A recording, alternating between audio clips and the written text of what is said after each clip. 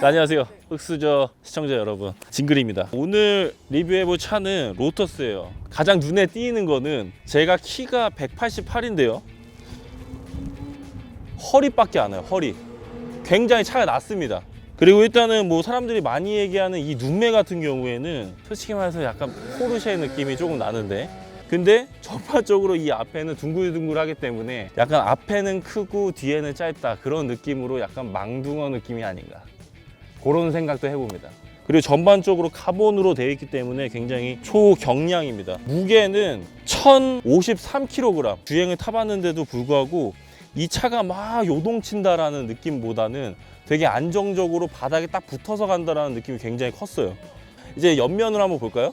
이 옆면 같은 경우에는 이 바퀴가 이 앞면에서 봤을 때는 그냥 일반 바퀴처럼 보이는데, 살짝 이쪽 측면에서 보면은 바퀴가 굉장히 큽니다. 일반 바퀴의 1.5배 정도 돼요.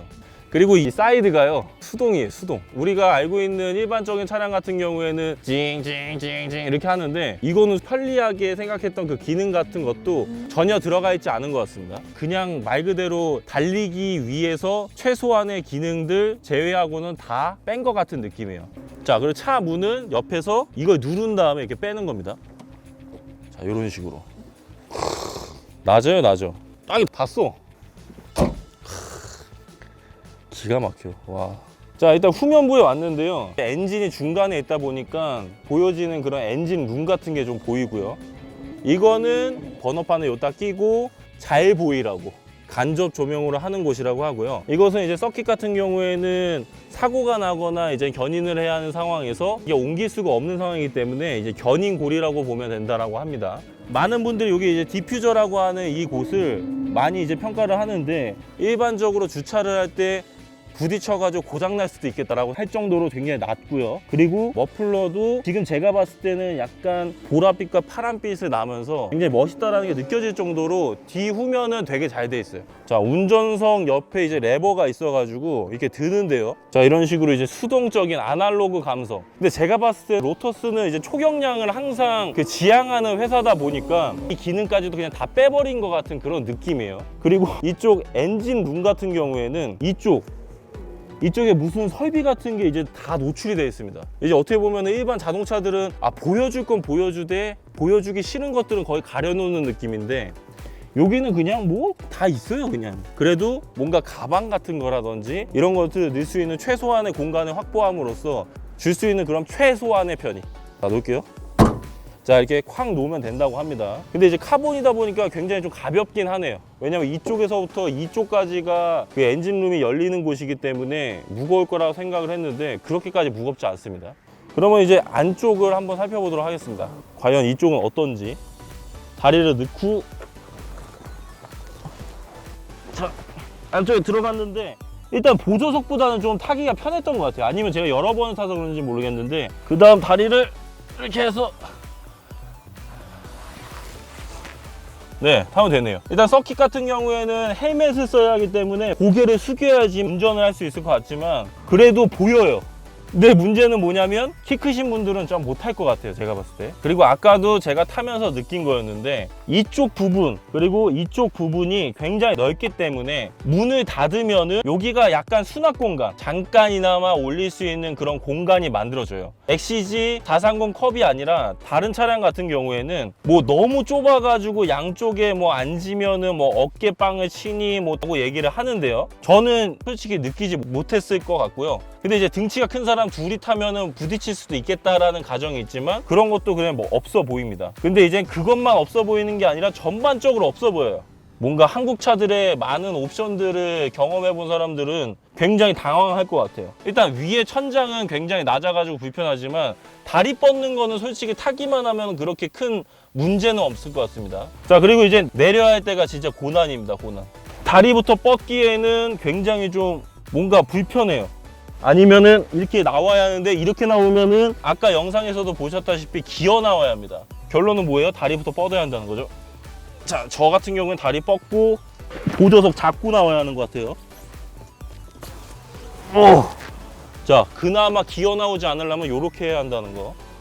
자, 솔직히 흑수저 시점으로 이 차를 봤을 때는 외형은 굉장히 멋있습니다. 정말 좋은 차를 탔다라는 느낌은 들어요. 그리고 아무것도 모를 때 그냥 실내만 봤을 때는 1억 넘는 차가 맞나? 라고 싶을 정도로 그냥 오해도 생길 수 있을 것 같아요. 다만 주행을 해보니까 이 차가 왜 좋은지에 대해서 알겠더라고요. 단순히 이 차 하나만 탔을 때는 트랙을 둘 땐 다 이런가 보다라고 느꼈는데 거친 제네시스 쿠페 경주형 차를 봤죠. 비교해서 봤을 때는 아, 이게 비싼 이유가 있구나. 이 차의 뭔가 가치를 알기 위해서는 도로를 주행을 해봐야 하구나 라는 걸 알았습니다.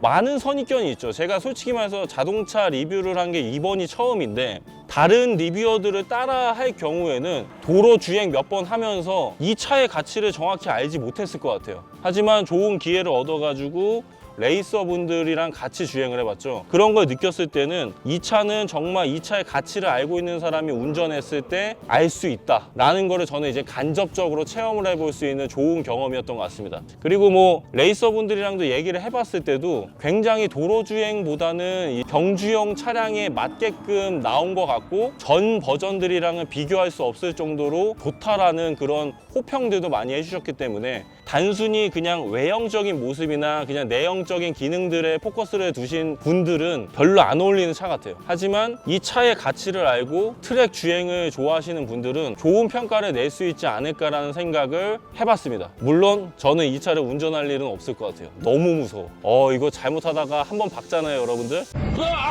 끝장납니다. 자, 아무튼 오늘은 흑수저 시점에서 처음으로 해본 자동차 리뷰였고요. 많이 부족합니다. 하지만 여러분께서 많은 피드백 주시면은 계속 수정해 가면서 여러분들이 알고 싶어하는 내용들을 알려드릴 테니까요. 격려가 되는 댓글 혹은 비판이 되는 댓글도 좋습니다. 댓글 남겨주시면은 일일이 보면서 참고하도록 하겠습니다. 이상 저는 흑수저 채널의 진글이었고요. 재밌게 보셨다면은 좋아요와 구독, 그리고 재미없게 보셨다면 싫어요 부탁드립니다.